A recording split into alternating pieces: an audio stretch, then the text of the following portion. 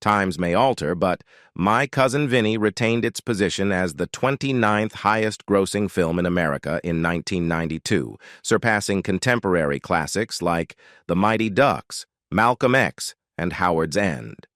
The film achieved both commercial success and critical acclaim, leaving many incredulous over the behind-the-scenes anecdotes shared by Marisa Tomei. Clearly, there exist numerous revelations about My Cousin Vinny that even its most devoted fans remain unaware of.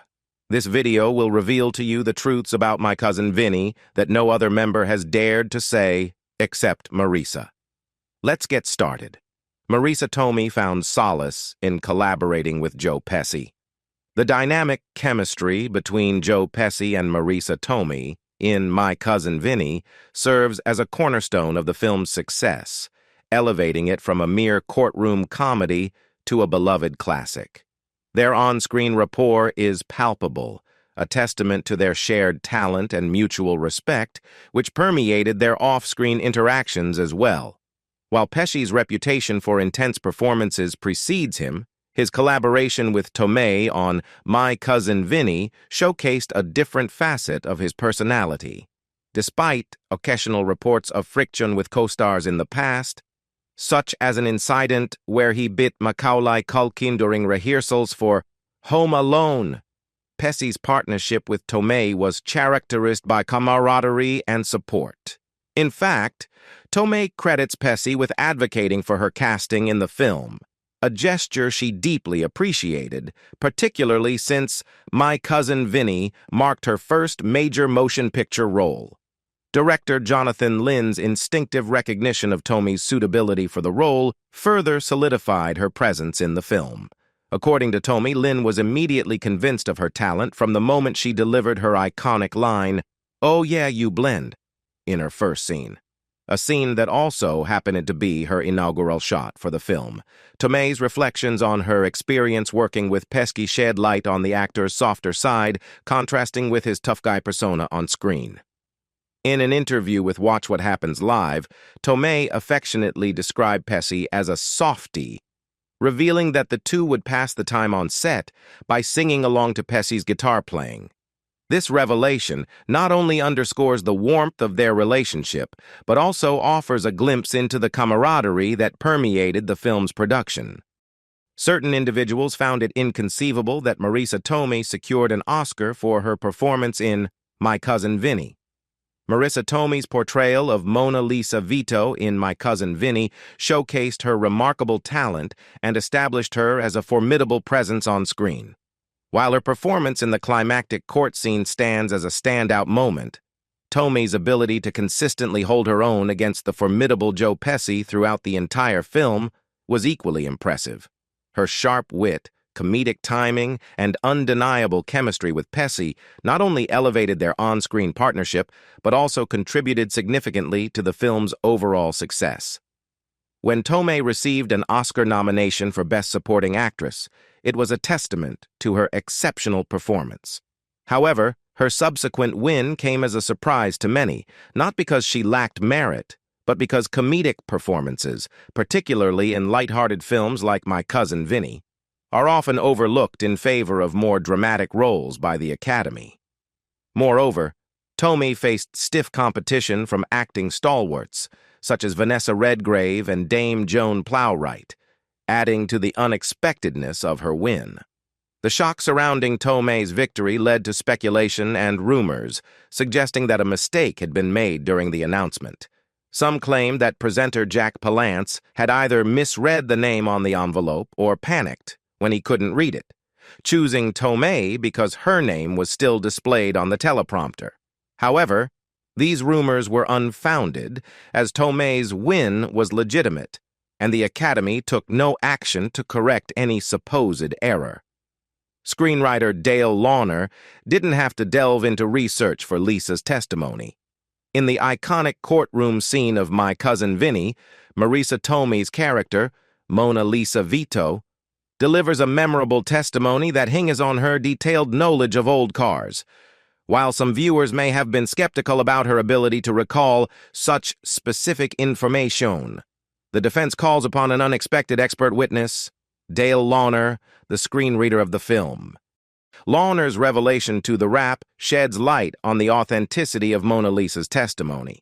He explains that his teenage hobby of studying cars equipped him with extensive knowledge of their specifications, rendering any additional research unnecessary when crafting Mona Lisa's speech. When I was in high school, there was a time I could give you the weight, engine displacement, horsepower options, and suspension description of every car sold in America, he reminisces, highlighting how seemingly obscure interests can unexpectedly prove invaluable. However, Launer humbly acknowledges a deliberate mistake in Mona Lisa's testimony: the omission of a third car that could have left the tire marks in question. He reveals that the Chevy Corvair, with its positraction and independent rear suspension and enough power to make these marks, should have been included. Despite being aware of this fact at the time of writing, Launer chose to overlook it for the sake of narrative momentum and assumed that few would notice the discrepancy. Yet, Launer's assumption was not entirely accurate. He admits to encountering one person who possessed the knowledge to identify the missing car, someone he knew personally and encountered at the film's premiere. This anecdote underscores the meticulous attention to detail that Launer invested in crafting Mona Lisa's testimony, as well as the unforeseen consequences of overlooking even minor inaccuracies. You can discover Vinny's subsequent actions. Vinny Gambini's legal escapades didn't come to an end when he and Lisa left Alabama in a cloud of dust. Instead, they transitioned into a new medium with the publication of Lawrence Kelter's book, sequel to the film, Back to Brooklyn, in 2017. This continuation of Vinny's story was not simply a fan fiction endeavor, but an authorized extension of the My Cousin Vinny universe, sanctioned by none other than the original screenwriter, Dale Launer. Back to Brooklyn picks up shortly after Vinny and Lisa's triumph in Alabama, thrusting them into a fresh murder case fraught with new challenges and characters. Notably, the sequel introduces Lisa's parents and Vinny's brother, adding depth to the protagonists' personal lives. Additionally, Judge Henry Malloy, the legal mentor who played a pivotal role in Vinny's Alabama trial, makes a welcome return, further connecting the sequel to its predecessor. Despite the couple's continued success in the courtroom, their journey towards matrimony hits a snag, with Vinny and Lisa still unmarried. However, Kelter hints in the foreword that their partnership remains as strong as ever, with Lisa's investigative prowess complementing Vinny's legal acumen. Moreover, Kelter and Launer express optimism about the future of Vinny and Lisa, suggesting that their adventures are far from over. This sentiment is echoed by Kelter's subsequent publications, including a novelization of My Cousin Vinny and a third installment in the trilogy titled Wing and a Prayer, released in 2020. With each new installment, readers are invited to delve deeper into the lives of these unlikely legal heroes, following them on numerous adventures and witnessing their growth, both personally and professionally. While the readers may have to conjure Marisa Tomei's pronunciation of positive and Joe Pesci's iconic rendition of UTs in their minds, the promise of further escapades ensures that fans of the film can continue to enjoy the exploits of Vinny and Lisa. With Kelter's trilogy, audiences have the opportunity to explore where the long and muddy road of justice leads the legal profession's most improbable duo next, keeping the spirit of My Cousin Vinny alive for years to come. The writer struggled to preserve the most crucial aspect of the film. Marisa Tomei's portrayal of Mona Lisa Vito in My Cousin Vinny is often celebrated as a defining aspect of the film's success. Despite being initially perceived as a potential hindrance to the plot by studio executives, Mona Lisa emerged as a pivotal and beloved character, crucial to the narrative's resolution. In the film, Mona Lisa serves as both a comedic foil to Joe Pesci's Vinny and a formidable presence in her own right. Her sharp wit, street smarts, and unwavering support for Vinny elevate her from a mere sidekick to a heroine who holds her own against both Vinny and the formidable prosecutor, Jim Trotter III. However, Tomei's portrayal almost never saw the light of day. Studio executives initially viewed Mona Lisa as an unnecessary distraction, failing to recognize her significance to the story.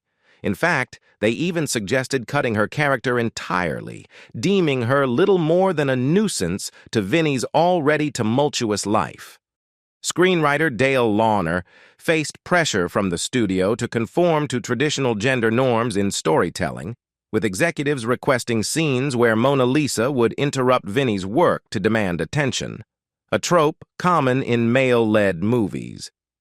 Despite his disdain for such cliches, Launer recognized the stakes involved. He understood that Mona Lisa's character was the heart of the film, and her removal would strip away its essence. To counter the studio's skepticism, Launer crafted a scene that not only defied expectations, but also highlighted the chemistry between Vinny and Mona Lisa. Instead of diminishing her character, the scene showcased Mona Lisa's humor and charisma, endearing her even more to the audience. Moreover, Launer made a bold decision regarding Mona Lisa's role in the courtroom drama. Rather than relegating her to a supporting role, as the studio suggested, he ensured that Mona Lisa played a pivotal part in securing Vinny's victory. By providing vital testimony that only she could offer, Mona Lisa cemented her importance to the narrative and underscored her contribution to Vinny's success. In doing so, Launer not only preserved Mona Lisa's presence in the film, but also amplified it. He doubled down on her character, infusing the script with more moments that showcased her strengths and showcased her as an indispensable ally to Vinny. Individuals with speech impediments were unmoved. My Cousin Vinny garnered praise for its accurate portrayal of the legal profession, with lawyers often defending its authenticity and commitment to detail. However, amidst this acclaim, the film faced criticism from individuals with speech impediments for its portrayal of a character with a stutter. This controversy stemmed from a scene where one of the co-defendants, portrayed by Mitchell Whitfield, loses confidence in Joe Pesci's character, Vinny, and opts for the public defender, played by Austin Pendleton. In this scene, Pendleton's character, the public defender, initially appears composed and collected, providing a stark contrast to Vinny's more animated demeanor. However, as he attempts to deliver his opening statement, his speech is disrupted by a stutter, leading to moments of awkwardness and discomfort. Director Jonathan Lynn described Pendleton's performance as one of the funniest he had ever directed, noting that he struggled to contain his laughter during filming. Despite the scene's comedic intent, it sparked outrage from the National Stuttering Project upon the film's release. The organization deemed Pendleton's portrayal offensive and planned to protest at the Oscars, calling on theater owners to warn viewers about the scene and offer refunds to those offended by it. Pendleton himself expressed regret for accepting the role, revealing that he had overcome a stutter in his teenage years through diligent work with vocal coaches. His decision to take on the part was influenced by his friendship with Lynn, but the experience ultimately left him feeling pigeonholed in Hollywood. Pendleton's association with the role of the stuttering public defender had lasting repercussions on his career. Despite his talent and versatility as an actor, he found himself typecast, with directors reluctant to cast him in roles that required him to stutter, fearing that audiences would only remember him from My Cousin Vinny. Consequently, Pendleton made a conscious decision to decline such parts, prioritizing his artistic integrity over potential opportunities. Joe Pesci employed this method to defy the ravages of time in Hollywood. The significant age gap between Joe Pesci and Marisa Tomei in My Cousin Vinny posed a unique challenge for the production team. With Pesci being nearly 22 years older than Tomei at the time of filming, The need to visually bridge this gap became apparent. While age disparities between male leads and their female counterparts are not uncommon in Hollywood, the filmmakers took proactive steps to ensure believability in their on-screen romance. One of the key strategies employed by the makeup team, as revealed by technician Carmen Willis in an interview with Entertainment Weekly, was the use of a temporary non-surgical facelift for Pesci. This innovative technique involved applying super sticky tabs to specific points on Pesci's face, simulating the effects of a facelift by pulling back the skin. These tabs were then tightened using a hook and eye system, creating a more youthful appearance for the actor. Additionally, to further enhance Pesci's youthful appearance, a hairpiece was incorporated into his on-screen look. This not only contributed to the desired Ute-Anning effect, but also served to conceal the tabs used for the facelift, ensuring a seamless visual transformation. Despite the meticulous efforts of the makeup team, the process of applying and maintaining the facelift tabs was not without its challenges. Willis recounts instances where the tabs occasionally slipped down or snapped during filming, resulting in minor disruptions. However, such occurrences were expertly managed, with Pesci demonstrating professionalism and resilience throughout the process. Interestingly, some of these mishaps involving the facelift tabs found their way into the finished film, adding an element of intrigue for eagle-eyed viewers. Willis tantalizingly leaves the specifics of these instances undisclosed, inviting audiences to revisit the film with renewed scrutiny to uncover these hidden secrets. My Cousin Vinny emerges in the cultural lexicon. My Cousin Vinny has transcended its status as a beloved courtroom comedy to become a cultural touchstone, frequently referenced in various contexts across pop culture. From sports press conferences to political debates, the film continues to make unexpected appearances, leaving an indelible mark on public discourse. In 2015, during the height of the Deflategate scandal, Bill Belichick, the head coach of the New England Patriots, employed a witty reference to My Cousin Vinny to deflect questions about the controversy surrounding the air pressure in footballs. In a press conference inundated with inquiries about football regulations, Belichick humorously compared himself to Mona Lisa Vito, the character played by Marisa Tomei, in her expertise on automotive matters. This clever reference not only lightened the atmosphere but also showcased the enduring relevance of the film's iconic dialogue.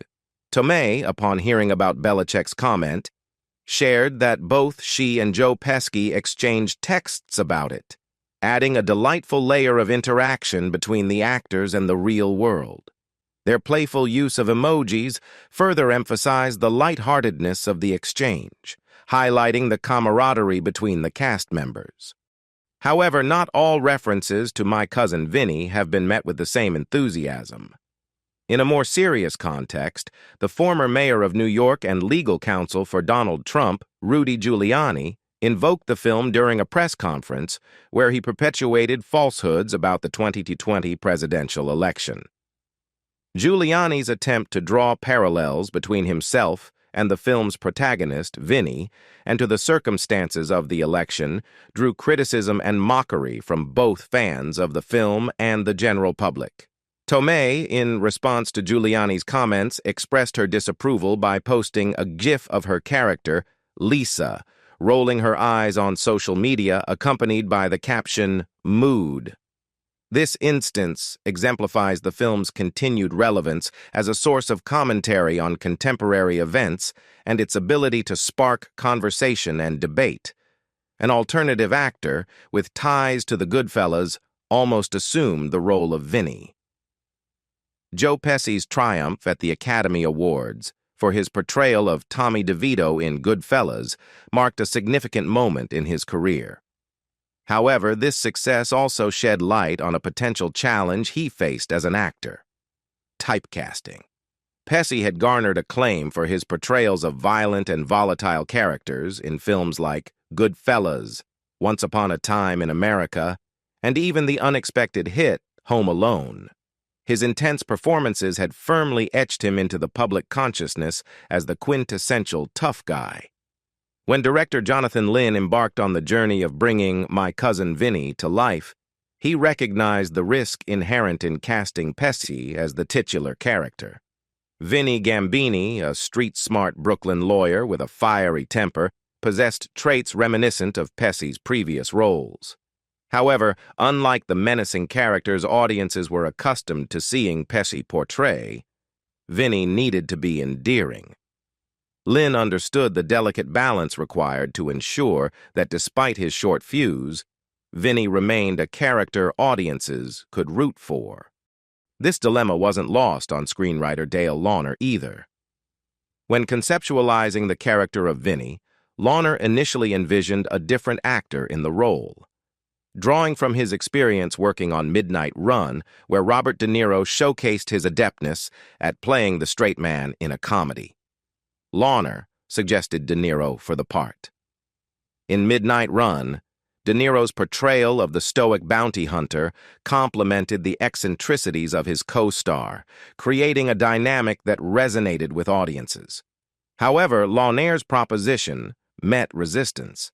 Executives involved in the casting process expressed skepticism regarding De Niro's comedic chops and doubted his ability to draw crowds to the box office in a comedy role. Despite Launer's advocacy for De Niro, the decision-makers ultimately favored Pesci for the role of Vinny Gambini. As a result, Pesci stepped into the role of Vinny, a departure from his typical on-screen personas. My Cousin Vinny provided Pesci with an opportunity to showcase his versatility as an actor, infusing the character with his trademark intensity while also eliciting laughs and empathy from audiences. Meanwhile, Robert De Niro's comedic talents would not go unrecognized forever. In subsequent years, he would challenge the preconceptions about his suitability for comedic roles with acclaimed performances in films like Meet the Parents and Silver Linings Playbook, proving his detractors wrong and demonstrating his range as an actor beyond the confines of dramatic roles. You have the opportunity to visit numerous settings, albeit not within Alabama. My Cousin Vinny achieved authenticity in its depiction of the Deep South by filming on location in various small towns in Georgia, rather than Alabama, where the story is set. Among these towns, Monticello, Georgia, played a pivotal role in providing the backdrop for many of the film's memorable scenes. One of the standout locations in Monticello is Mitchell's department store, where the character of Vinny, portrayed by Joe Pesci, acquires the infamous suit that becomes a recurring motif throughout the film. The second-hand store responsible for the suit's acquisition also added to the authenticity of the setting. Another iconic location in Monticello was Dave's Barbecue and Seafood, where Vinny experiences a crucial epiphany regarding the tire tracks crucial to the trial's outcome. This scene, set against the backdrop of a quintessential Southern eatery, added depth to the film's portrayal of the region. Perhaps the most exciting location in Monticello was the Sacco Suds convenience store, a pivotal setting in the film's plot. Although the real store had closed and fallen into disrepair after filming, it was later acquired by a new owner who restored it to its former glory, complete with its iconic sign. However, the telltale tire tracks from the film were no longer present, although the store remained open for business, maintaining its commitment to deterring shoplifting as humorously depicted in the film. While Monticello's courthouse served as the exterior for Judge Haller's courtroom, the interior shots were recreated on a set due to logistical and creative considerations. Director Jonathan Lynn utilized the actual courthouse for research purposes, even observing a murder trial firsthand.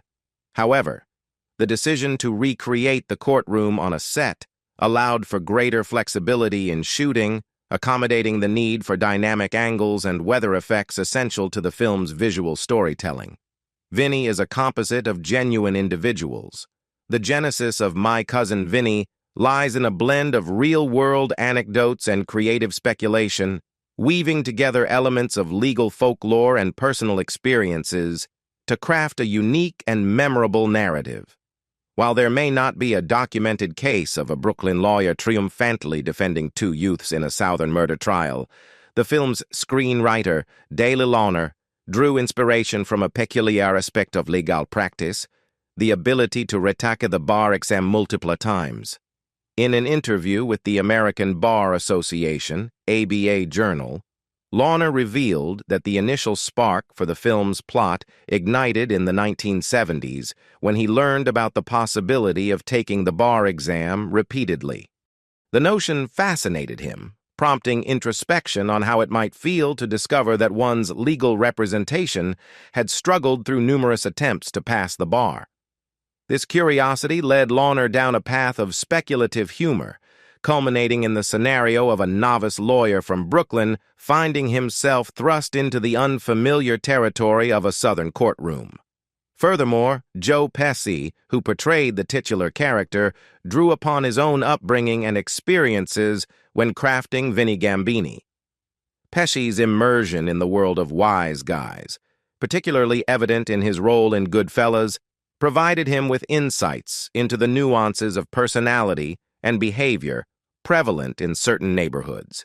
He acknowledged this influence in an interview with Australian network SBS, revealing that he amalgamated various personalities from his past to shape Vinny's character, imbuing him with authenticity and depth. The convergence of these real-world inspirations and personal insights lent My Cousin Vinny a distinct flavor, blending legal quirks with cultural observations and character studies. Despite the absence of a verifiable precedent for Vinny's exploits, the film's foundation in relatable themes and human experiences resonated with audiences, elevating it beyond mere courtroom comedy. Legal professionals harbor no grievances against My Cousin Vinny.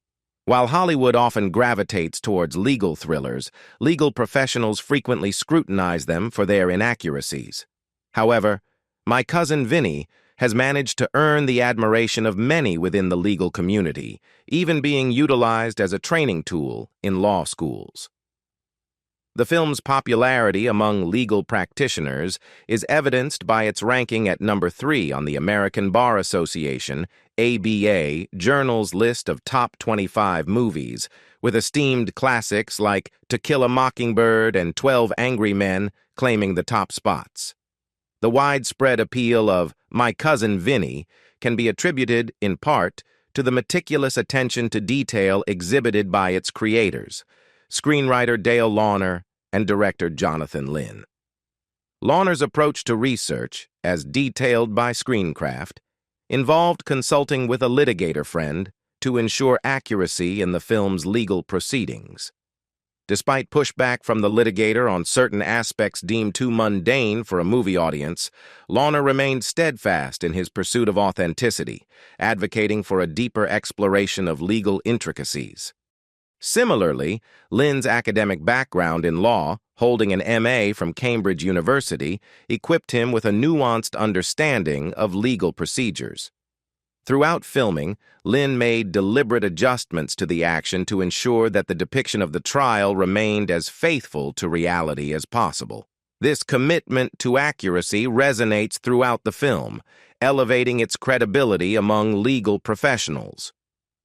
One distinctive aspect of My Cousin Vinny is its refusal to depict anyone within the legal profession as a clear villain.